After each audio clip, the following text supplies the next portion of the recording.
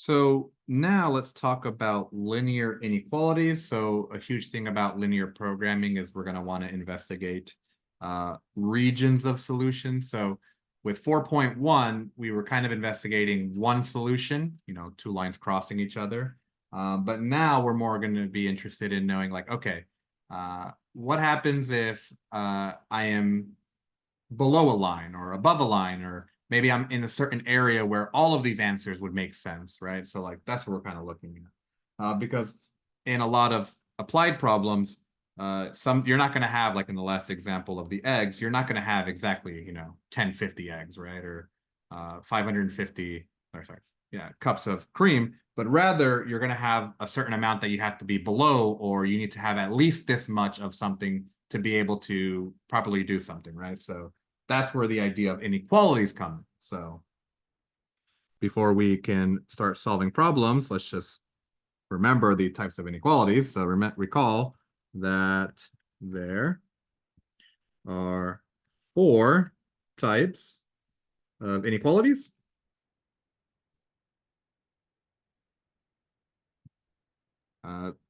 Less than, greater than, less than or equal to, greater than or equal to, right? So let's write the English. So less than, greater than, less than or equal to, and then greater than or equal to.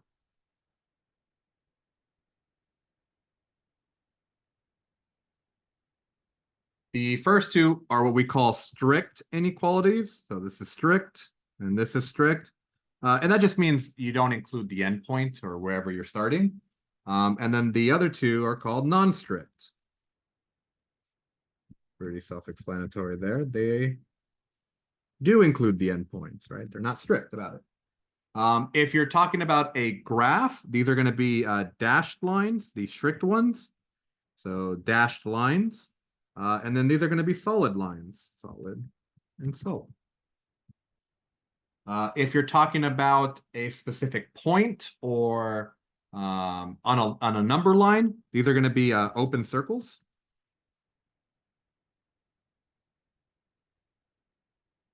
And then this is going to be a closed circle or a solid circle.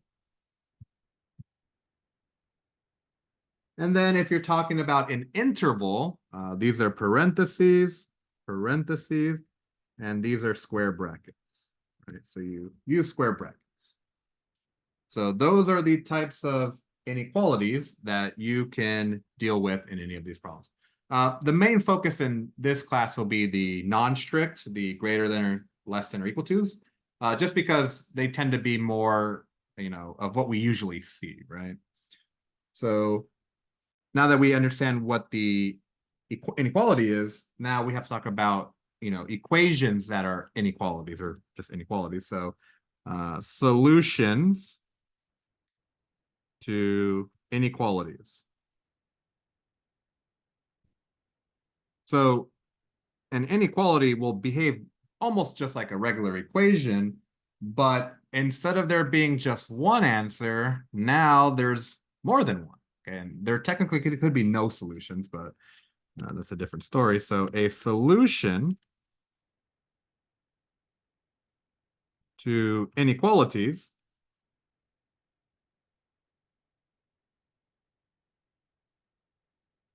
is a region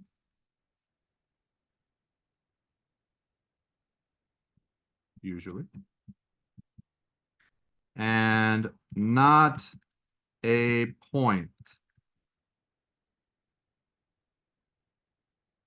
Again, there's always caveats, as you can technically find a point that is a solution, but for the context of what we're going to be doing, it's almost always a region, right? So just to give you an example, find the solution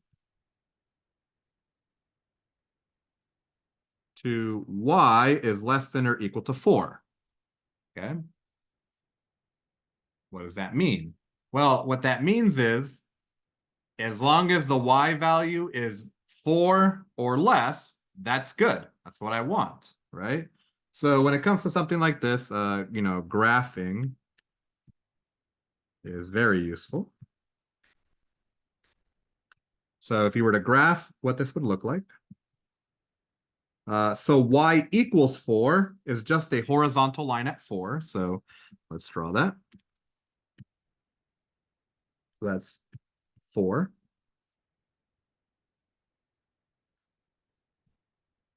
And because they said less than or equal to, that's why I use a solid line instead of a dashed line. And as long as it's equal to 4 or it's below 4, that is a solution. So everything below the line will work. Now, if you're wondering, what about the x value? The x value doesn't matter because there is no x value. So one of the things students do struggle with time to time is sometimes some equations will be missing a letter, and you just have to understand that that letter doesn't make a difference for that equation specifically. So it's kind of not needed to be thought about. So, and then to give you another example, find the solution to x is greater than or equal to 3, right? So if you have a less than problem, you're usually going below. And if you have a greater than problem, you're usually going up, if you're talking about y values. And then for x values, we're going to see that if we have a positive or greater than, we're going to go to the right. And then if we have a less than, we're going to go to the left, right? So for this equation, so again, you have to remember this. X equals a number is a vertical line, and it's just a vertical line to whatever number it's equal to. So if I go to the number 3, off to the side, just going to go straight down like that. And again, solid line because the equality and the equal sign in the inequality. And then from there, if it's greater than, I just want every number that's bigger than 3, like that. So that is the region of the solution. And so just something to note for future problems. So note, y equal some number is a horizontal line. X equal to a number is a vertical line. Like that. And you will see this a lot on the homework and just general problems. X equal to 0, that is the y-axis. And y equal to 0, that is the x-axis. So sometimes they will say the y and x-axis are boundaries, and other times they'll just say x equals 0, y equals 0, and you have to know which axis they're talking about. Because there will be problems where there are what we call natural boundaries, where it doesn't make sense to have negative numbers because, well, it just doesn't make sense for that context, right?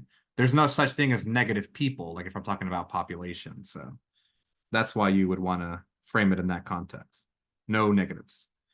So now that we understand the notion of the solution of an inequality, we're going to have to start figuring out how to find it, right? And so one of those things that we kind of think about when finding the solution are boundaries, okay? So that's going to be the next point to mention before we actually start solving them. And knowing the difference between something that is bounded and unbounded. I guess I could say versus. So a region is bounded. So this definition is going to sound kind of funky. Is bounded if it is closed.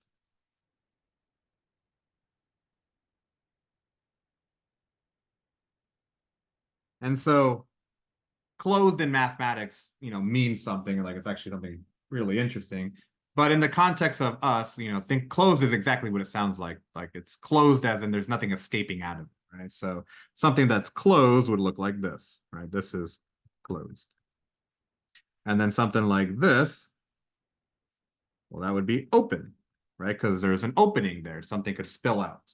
That's what that means, like, from a geometric perspective. And then you could add in something called whether or not it's simple or not. That's not important in this class, but there is this notion of simple versus not simple curves, which just means they don't cross itself. And then something that is unbounded, okay? A region, sorry, I underlined the wrong word there, is unbounded if it is not closed or open. Okay. It's two words. So, I mean, I guess I could have just drawn this right here.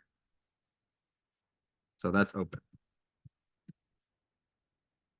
Now, in the context of how we're going to see it, so if you draw some kind of, linear system with a bunch of lines, something that's going to be closed will look like this, right? So if you draw a bunch of lines, there's one, and then you draw another one going this way, and then you draw another one going this way, this region right here, right, this is closed.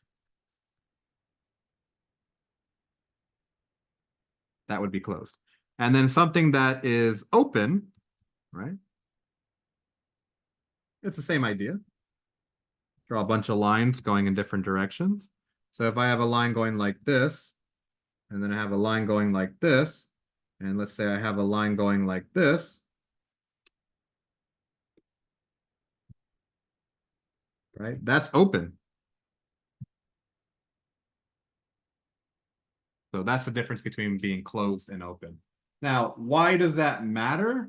Because there are certain properties and theorems that when something is closed versus open, we get very nice results. In fact, when we have like the closed region, we're guaranteed to like get a solution versus it being open when in that case, we do not get a guarantee of a solution, right? So that's the basic idea between being bounded and unbounded. It's just whether or not the area that you're going to be analyzing or the solution region is open or closed, okay? And so from there, we can actually do an example. And so one other small definition, the region of the solution set is sometimes called the feasible region. We will talk about that later in the context of linear programming, but the region of the solution set sometimes is called the feasible region. And this will be something that's kind of confusing on the homework for WebAssign in that I like to shade in the region that's the solution, but they do the opposite where the empty space or the space that actually has the word solution set is the solution set. So pay attention when you're doing the homework with that. So, okay, so let's find the region of the solution set or the feasible solution for this inequality. So the nice thing is, if you feel comfortable with just solving algebraic equations, inequalities aren't different, except they have one extra rule that you always have to follow, okay? So find the region of 6x plus y less than or equal to 3. So step number one is you're going to isolate y. So let us isolate y. Is it always going to be y? Pretty much. Unless the equation doesn't have y. Then you would want to isolate whatever letter you have. So in this case, let's just generalize it. Isolate y or whatever variable is present. Okay. And of interest. But 9 times out of 10, it's just going to be y because we can graph y. And so we do that. 6x plus y is less than or equal to 3. So I'm going to subtract over the 6x like I would just a normal equation. And I get y is less than or equal to 3 minus 6x. So there we go. Now that we have it as a y equals equation, step 2 is you're going to want to graph this. So graph equation. So this is a scenario where having a graphing calculator will do you a lot. You don't need a graphing calculator to technically do these, but I do recommend that you do have one. But if you remember just a little bit of rules from algebra, remember that the equation is y equals mx plus b. So m was the slope, and then b was the y-intercept, right? So if I pay close attention, the y-intercept is 3, and then my slope is -6, so that means I'm going down by -6. So it looks something like that, okay? If you don't want to go through the hassle of using your graphing calculator. Now, just to show you how to actually graph it on your calculator, so let's go to y equals. So we would do, and you're never going to actually graph an inequality, like put the inequality symbol. You'll just graph it as a equal sign. And then from there, you have to kind of do the analysis. So 3 minus, and I'm sure there are more advanced calculators that can do it, but most people typically don't have those. So we have 3 minus 6x. And then whenever you're graphing, to me, my default method of graphing is I do zoom, and then I go to standard, zoom 6. So I just press the number 6. And then as you can see, it graphed it there. Sometimes it's not going to look nice. So if I want to maybe zoom in, I do zoom and then 2, press enter, and that looks a little bit better, right? And then if you want to mess with the window, you go to window, and then you can choose, like, what do you want your max y value? So I'm just going to make the y value a little bit bigger. I'm going to make it 4, and then I'm going to graph that now. So now you just hit graph, and that looks better. All right. So again, personal preference on how you want to do that. But that's my graph. So now I have a good understanding of, okay, what does my graph look like? And so now I have to figure out what region is the solution. So with one equation, there's only really 2 answers. It's either below the line or above the line, right? So that's kind of what you have to analyze. So there is a algebraic way of doing it, and then there is a logical way of doing it, okay? So the algebraic way of doing it is to pick a point and analyze the inequality. So that's what I'm going to teach you right now. So step 3 is pick any point not on the line and plug into inequality.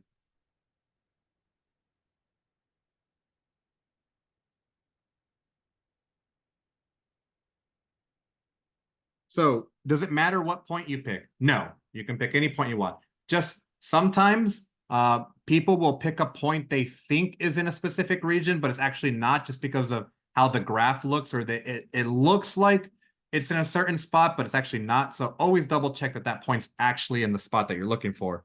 But for me, my number one choice, if it's ever available, is always 0, 0. Okay, if 0, 0 is an option, I will pick it every single time. So I'm going to pick 0, 0. Again, let's just pick. All right, so now I'm going to take my original inequality.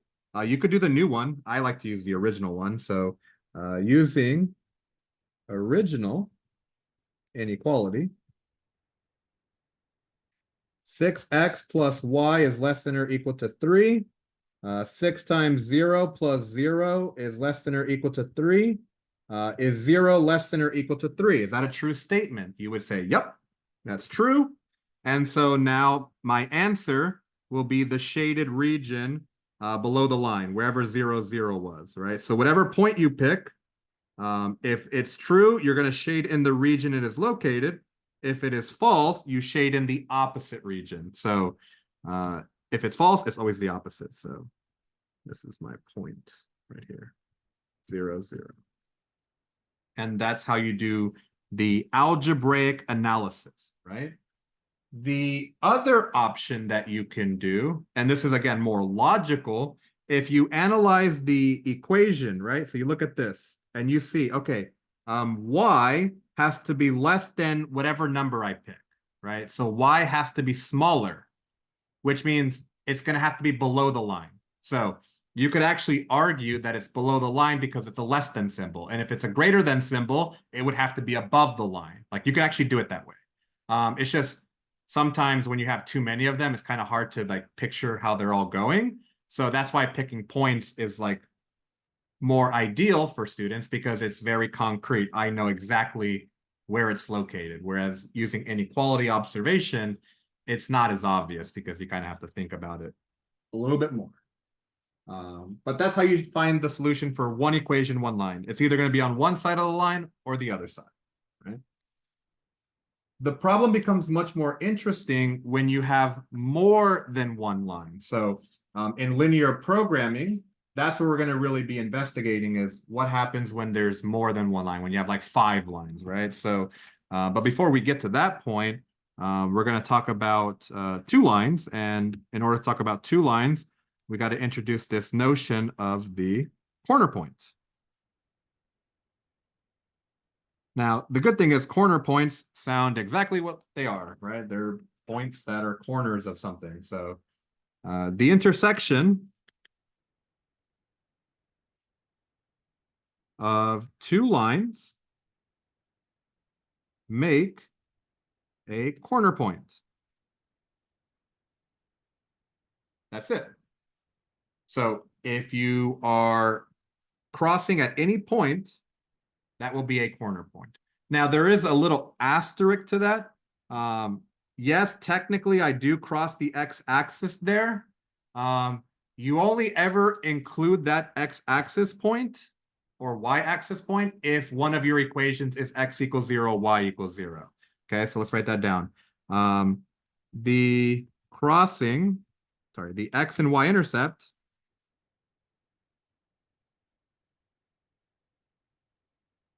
are only corner points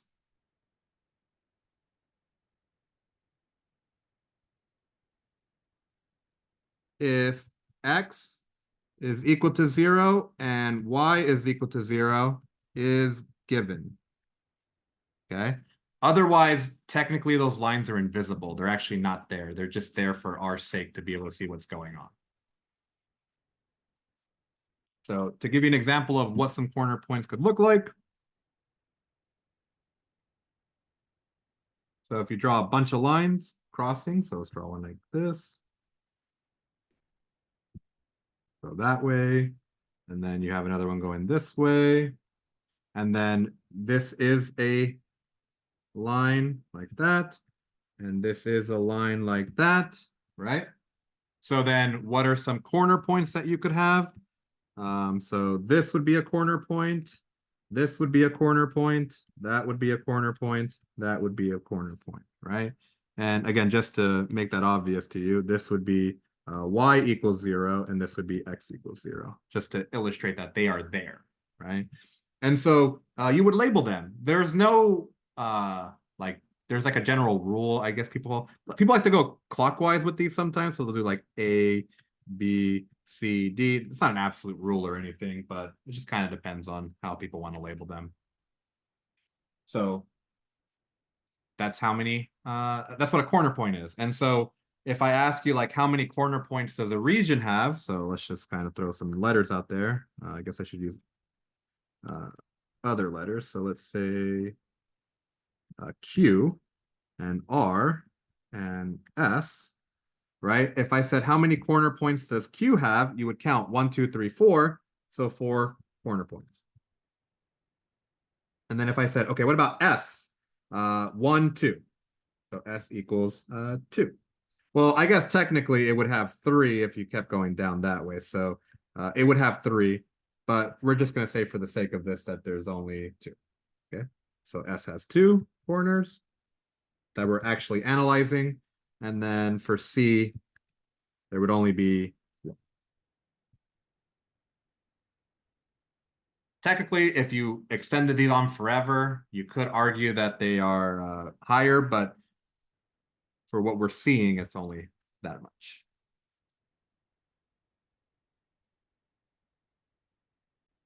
All right, so let's do an example now with 2. So find the region of solution set for the system of inequalities, right? So now we have 2 equations. So you don't have to do elimination method or substitution method here. Rather, the best approach here is actually solving by graphing, okay? So like I said, having a graphing calculator makes these problems a lot more approachable but you can do them without having a calculator. You just have to be comfortable manually graphing linear lines. So, but to preface, you'll not be using substitution and elimination method because those methods are only good for solving for one solution.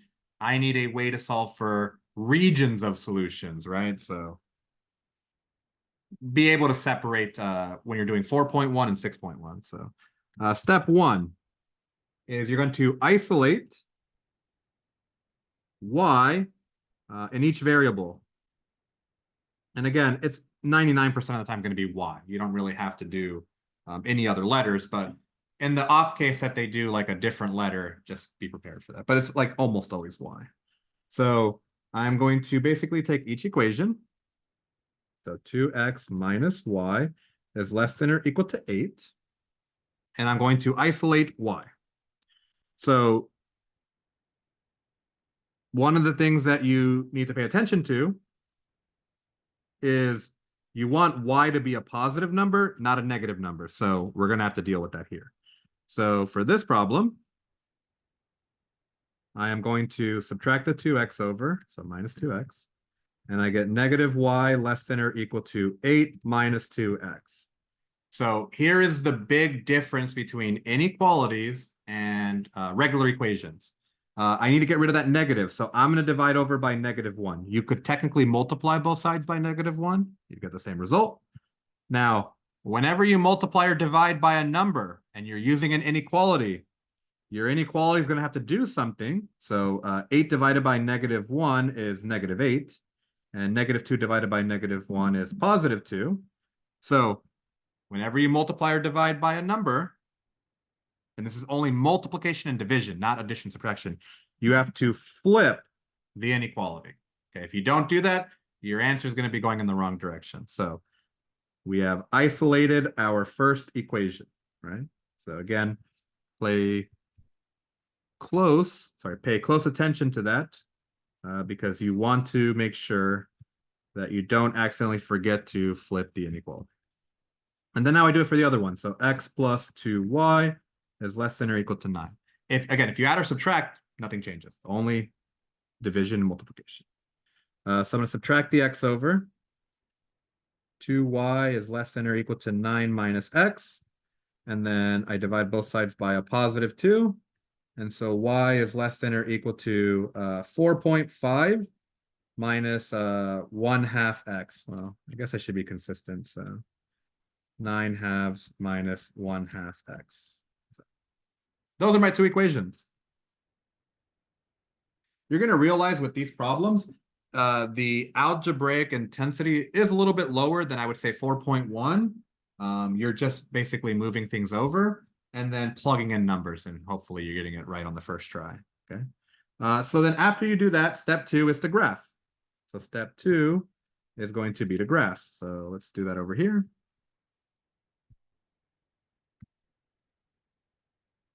Let's graph lines. So if we draw our graph, and again, you can do this on your calculator. So let's turn it on. And then you do y equals -8. So make sure you hit the negative sign. Plus 2x. And then going down, 9/2. So 9 divided by 2. Minus 1 divided by 2. X. And then I do a zoom 6. And there's one. And there's the other. And when you're drawing these graphs, they don't have to be perfect. However, the nicer you make it, the easier it is to read on yourself. So one goes like that. And then the other one goes like that. So actually, let me redraw this.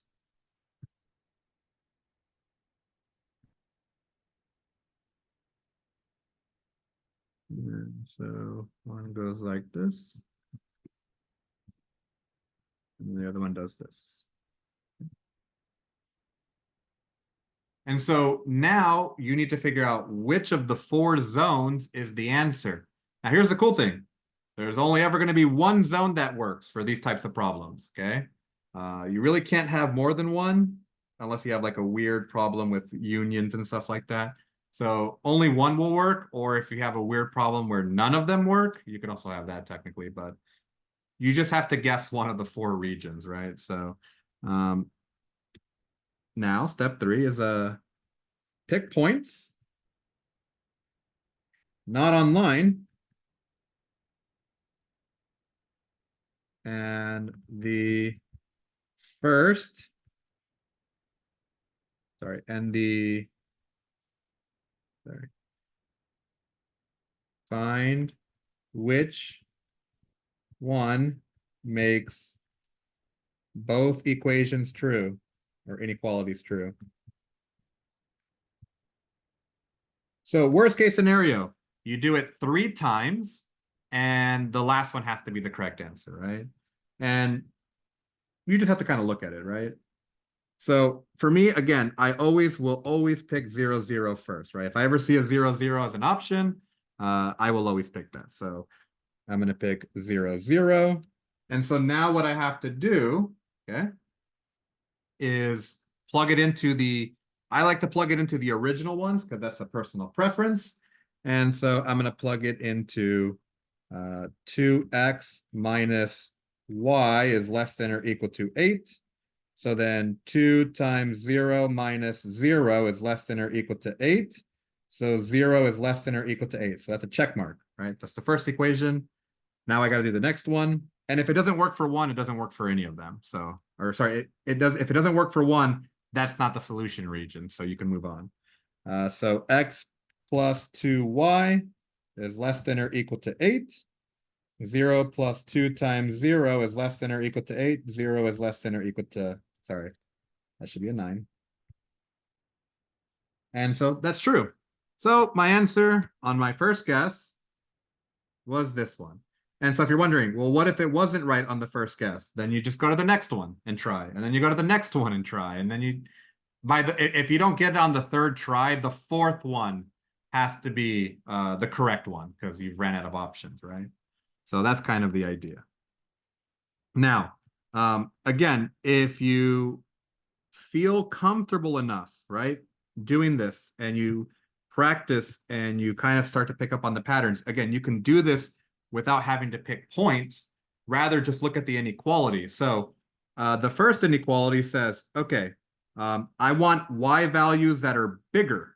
So just to illustrate this point, I'm going to call this equation number 1, equation number 2. So on my line, this is equation number 1, and this is equation number 2. So for the first one, I want y values that are bigger, so that means I am going up. I'm going up this way, above the line. And so the second one says, okay, I want equations or y values that are less than, right? So I want less than, which means I want it below the line. So do you see how they overlap in that region?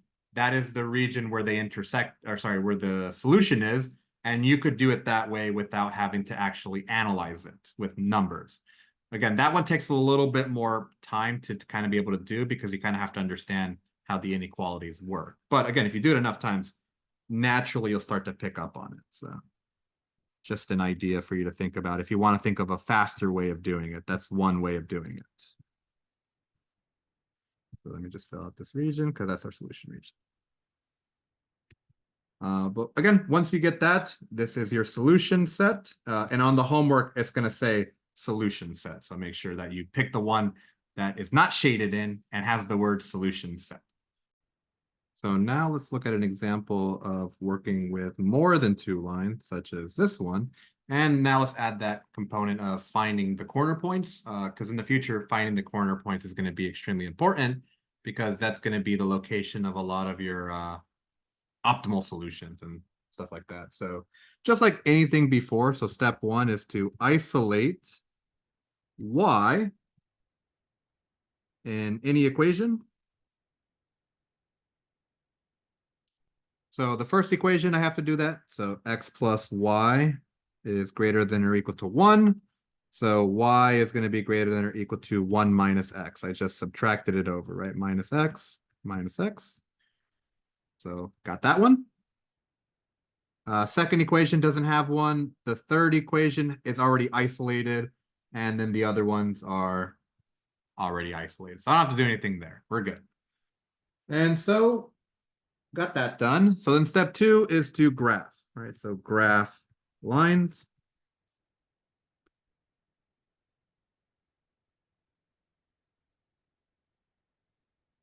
So remember, the x equals and the y equals are just the axis. So this one right here. These are going to be your x and y axis. So that's going to be basically these lines right here. And this line right here. Just to remind you of that. Okay, and again, this is going to be y equals 0. And then this is going to be x equals 0, like that. Just to really drive that point down. And so for the 1 minus x, and it's not a bad idea to start labeling your equations, like 1, 2, 3, 4, 5. So if I really want to, I could call this like equation number 1. I could call this equation number 2. So this is still number 1. Equation number 3, equation number 4, and equation number 5, right? Because then you can tell which one is which. So going off that order, this is equation number 5. This is equation number 4. And then for equation number 1, we have a y-intercept of 1.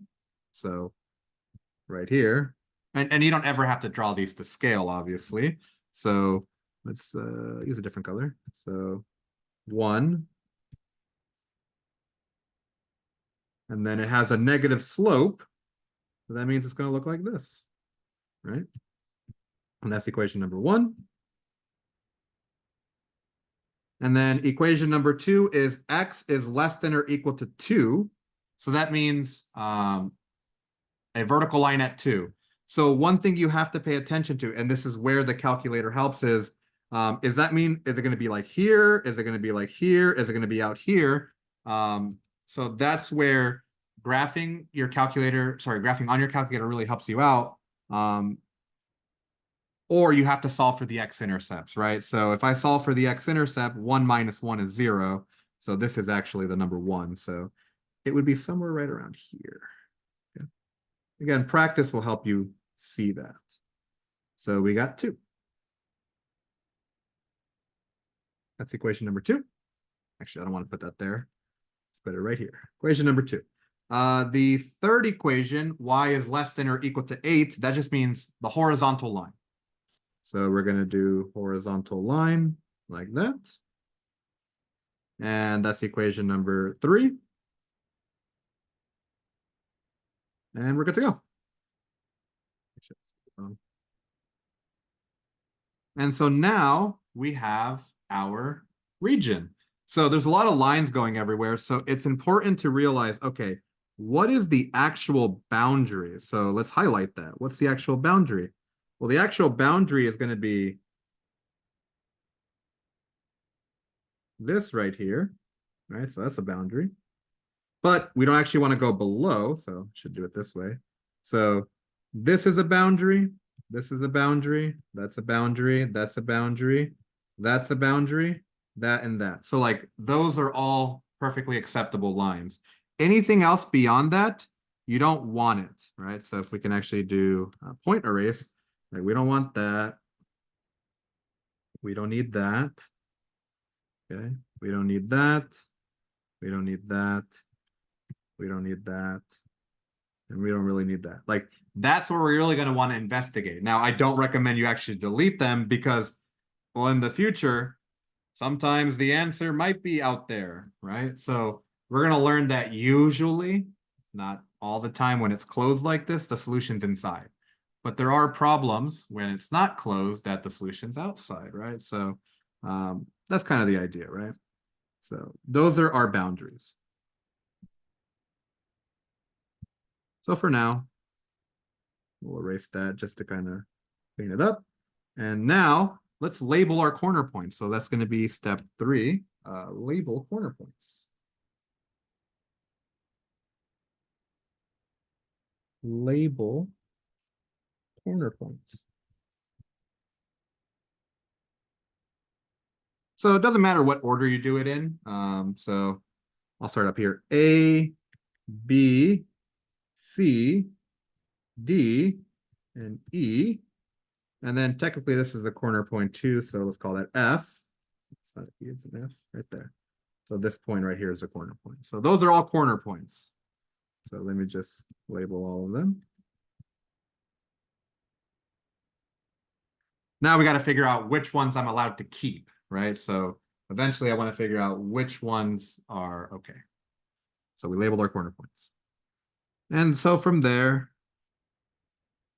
we are going to basically now pick test points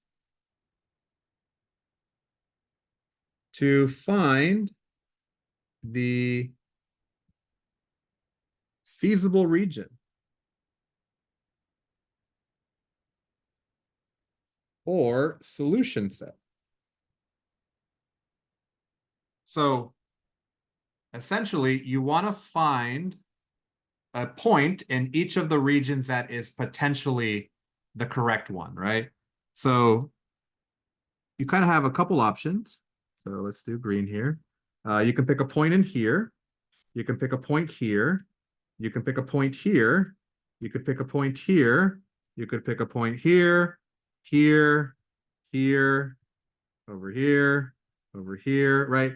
There's so many points that you can pick, but the equations also kind of eliminate a lot of them immediately. So for example, equation 4 and 5, that tells you that they all have to be positive numbers. So immediately, I can erase anything that's negative. Okay, so I don't have to worry about any of those.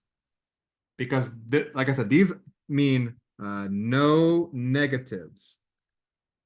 That's what that tells you, and that's a good thing. That kills a lot of the things that you have to check, okay? So then from there, we have to decide, okay, what should I pick? The general rule of thumb, always pick the middle one, like the inside one, the one that has like a box, the one that's closed, because the majority of the time, that is going to be the solution. So you always pick the one that's perfectly closed. So we're going to pick this one right here, the one inside of this box. So the question becomes, okay, what coordinate is inside the box that, that would work? So that's where you kind of have to pay attention to the numbers. So this was the number 8. This right here was the number 1. And this right here was the number 2. So I want a number, and then this also right here is the number 1 because that's the x-intercept. So I want a number that's bigger than x equal to 1, and probably like, you could do 2 or 3 or 4. So I'm going to do 1, 4, right? I'm going to pick that one. So 1, 4. And I'm going to test it. And I got to test it in every single equation. So x plus y is greater than or equal to 1. So 1 plus 4 is greater than or equal to 1. So 5 is greater than or equal to 1. Check. Okay. And then from there, I'm going to say x is less than or equal to 2. So this is your x value, that's your y value. Is 1 less than or equal to 2? Check. Okay. Y is less than or equal to 8. So is 4 less than or equal to 8? Check. Okay, then I do, is x greater than or equal to 0? 1's greater than or equal to 0? Check. And then is y greater than or equal to 0? 4 is greater than or equal to 0? Check. So check, check, check, check. That means my feasible solution is inside. And 9 times out of 10, it's going to be in there. It equally could have been inside of the little triangle. That's always a possibility. But the feasible region happens to be the bigger one. And like I said, usually it is. Once you've done that, now you just have to find the corner points. And in fact, you probably can find the corner points first. And to find the corner points, we'll do that next. Find corner points. And the reason you would probably want to find the feasible region first is because sometimes you have a lot of corner points, and if you can find the feasible region, it just cuts down how many corner points you have to find, right? You just set equations equal to each other, right? So we know at point E, sorry, let's start at point A. So point A, the equation was 8, y equals 8, and then y equals 1 minus, sorry, y equals 0, or x equals 0. But this is just the y-intercept. So that's just going to be 0, comma 8. It's on the x, it's on the y-axis. Sometimes the coordinates are just, you have to look at the graph and there it is. Okay, so y equals 8. For b, x equals 2 and y equals 8. So this is going to be 2, comma 8, right? Because remember, x is equal to 2, y is equal to 8. So they intersect at 2, comma 8. For c, x equals 2 and y equals 0. So 2, comma 0. And then for d, y equals 0 and x is equal to 1. And if you're wondering, where did that 1 come from? Well, if you go here, right, you do 0 equals 1 minus x is equal to 1. Right, that's how you get the y-intercept. And then I need e. And then e is just the y-intercept, right? This is e right here. So that's going to be 0, comma 1. And those are my corner points.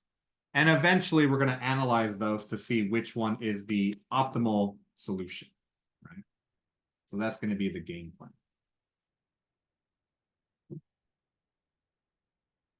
So now let's apply this concept of the solution set and the corner points to a word problem. And then this is going to help set up for the future problems in 6.2, linear programming, where we actually want to find what the optimal solution is for any kind of optimization problem. So this is just about setting everything up. And then in the next section, we'll actually use a little bit of,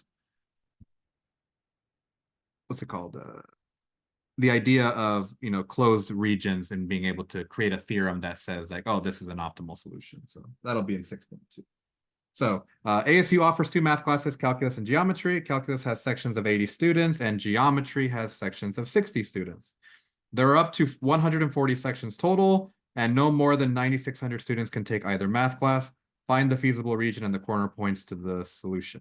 Okay. I should have written solution space. So I'll fix that later.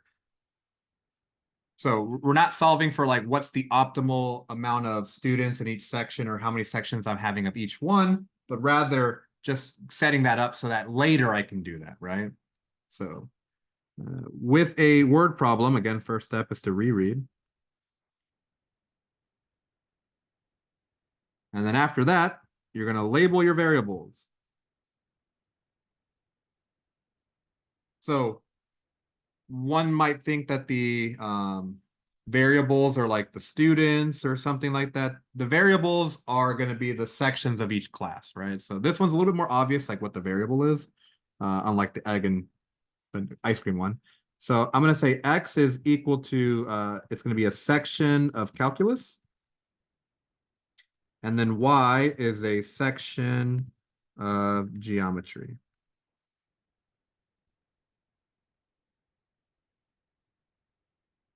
From there, you have to find equations, okay? This is probably the trickiest part because not every equation is going to be obvious, at least when you first start this, because some equations aren't given to you at all, but you have to know that they're there because they're called natural equations, basically, or natural boundaries. So the first thing is, can you have negative students take a class or negative sections of calculus or geometry? No, that wouldn't make sense. So could you offer no section of geometry or calculus? Yes, we could offer nothing, but we can't offer a negative of a class. So naturally, that tells us that x has to be bigger than or equal to 0, and y has to be bigger than or equal to 0. Otherwise, it wouldn't make sense from a practical perspective. Okay, so those are natural equations. But now let's actually write equations that they're giving us in terms of the context. So they tell us that the total number of sections have to add up or can be up to 140. So they don't have to be 140. You just can't go past that. So calculus plus geometry is going to be less than or equal to 140. In this class, we never really do strict inequalities. So it's always, a less than or equal to or greater than or equal to. And then they say that we can have no more than 9,600. So this is the tricky one.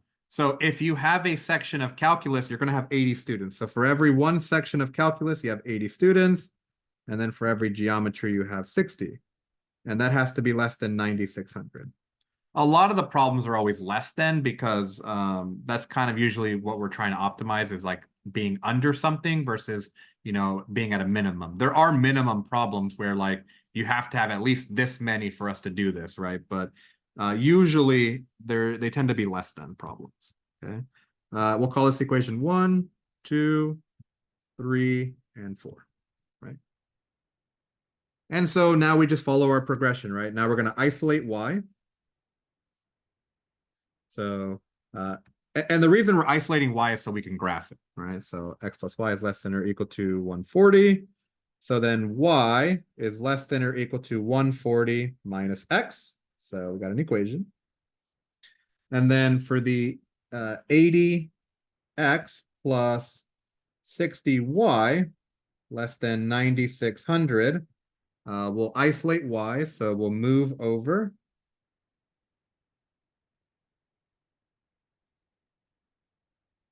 the 80x, and then we'll divide both sides by 60. So y is less than or equal to, in this case, negative 4/3.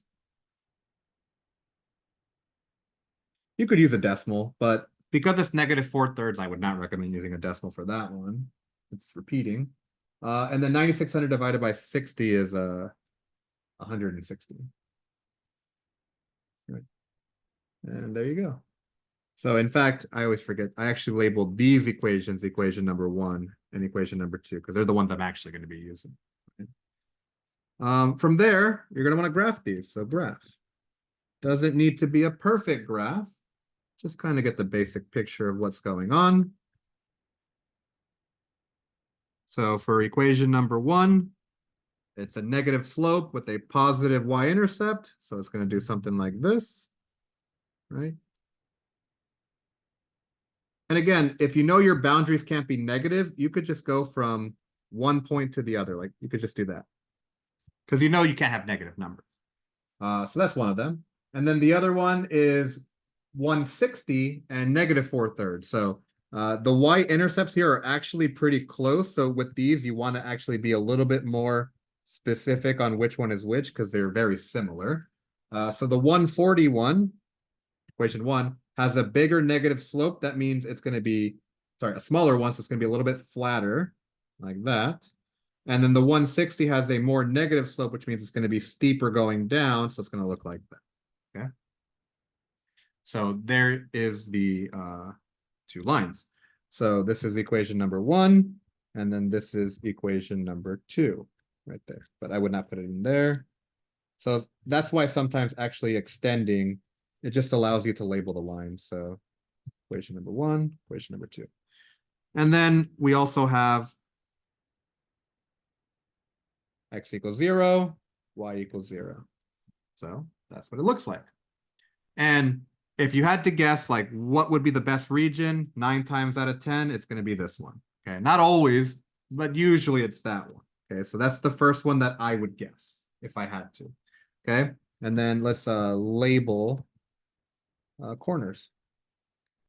So we will call this one A, and I'm just going to follow what I did here, A, B, and then there's an intersection point here, so C, and then D. Okay. So we'll do those. So step 6 is to check solution space. Sorry, check for solution space. So like I said, I'm always going to go for the one that it typically is, which is the one that's like a box, the one on the inside. So I can pick any coordinate. 1, 1 actually works. So I'm going to pick 1, 1 because it's small. So 1, 1. So now I just plug those into the inequalities. So x plus y is less than or equal to 140. So 1 plus 1 is less than 140. 2 is less than 140. Check. 80 x plus 60y is less than or equal to 9,600. 80 I gotta put a 1 in there, is less than 9,600. 80 plus 60 is 140. So check. And then x has to be greater than or equal to 0. So 1 is greater than or equal to 0. Check. And then y has to be greater than or equal to 0. So check. I just ran out of room there. So all of the statements are true. So this is my solution space, which means now I just got to find the corner points for all of these. And so the strategy that you do for finding corner points is just setting equations equal to each other to solve for them. So that's going to be what we do next here. So going to the next slide, we're going to now, with step 7, find the corner points. So find corner points. So A, right, is going to be the origin. So 0, 0. B is going to be the x-intercept of 2. So let's write that down. Origin. Actually, let's do it this way. So A is the origin. So 0, 0. B is the x-intercept of 2. So, and then if we go to equation 2, we do y equals negative 4/3 x plus 160. We set it equal to 0, like that. And then we just solve for x, like we would any other x-intercept problem. So if I subtract that over, right? And then from here, I'm going to multiply both sides by negative 3/4, because that's the opposite, and they'll cancel out. So cancel, cancel, x, and then the x-intercept is going to be 120. And my calculator tells me that. So let me make sure I box these. And so that's going to be 120 comma 0. Now, where did the 0 come from? Right here, right? Y is equal to 0 because it's the x-intercept. And then for C, that's going to be intersection of 1 and 2. So you can just set both equations equal to each other and solve. So if I set 1 and 2 together, so equation 1 equal to equation 2, and they're both y equals equations, so 140 minus x is equal to 160 minus 4/3 x. I just reversed the order. From there, I can just move things around in whichever method I want to do it. So I'm going to add 4/3 x over. I'm going to add 4/3 x over. And so from there, I get 140 plus x, sorry, 1/3 x equals 160. And then I subtract the 140 over. So 1/3 x is equal to 20. Multiply both sides by 3. And so x is equal to 60. So I know the x value. Thus, solving for y is equal to 140 minus x. Y is equal to 140 minus 60, which is equal to 80. In either 1 or 2. So there we go. And so my coordinate is going to be 60 comma 80. Like that. And then all I have to do now is find D. And so that's going to be the y-intercept of equation number 1. I gotta make sure I labeled this correctly. I did, okay. And so the y-intercept of 1 is 0, comma, 1. And there they are, my corner points. And that is how you find the corner points, the feasible region. And so the final aspect of this, which we're going to cover in 6.2, is being able to find the maximum or minimum solution using these points, because we're going to have like a constraint or, an optimization equation, because in the end, all of these are going to be constraints. Like this is what's constraining us. And so if I want to maximize profit or something like that, these are the points that are going to be the best choices, right? So that's where 6.2 comes into play. It's like, I learned how to find these in 6.1. 6.2 allows me to apply them to a word problem and be like, okay, this is the optimal solution.